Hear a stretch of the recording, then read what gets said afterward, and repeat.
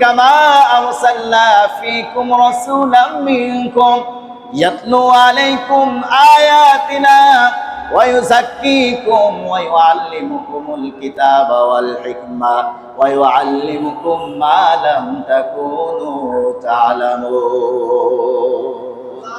আল্লাহ রাব্বুল আলামিন বলেন, গোটা পৃথিবীর মানুষের হেদায়েতের জন্য আমি একজন রাসূল পাঠাবো, আমি একজন সত্যবাদী নবী পাঠাবো, যেই নবীকে আমি আমার বাণী দান করব। আমার বাণীগুলা আমার রাসূল তোমাদেরকে পাঠ করে শোনাবে, আমার কিতাবের বাণীগুলা আমার রাসূল তোমাদের মধ্যে প্রচার করবে। অতএব যারা আমার সত্য নবীর উপরে ঈমান আনবে, যারা আমার কিতাব শুনে রাসূলের পথে আসবে, আমি আল্লাহ রাব্বুল আলামিন ঘোষণা করলাম আমার রাসূলের অনুসারী যারা হবে আমি তাদেরকে হেদায়েত দান করব।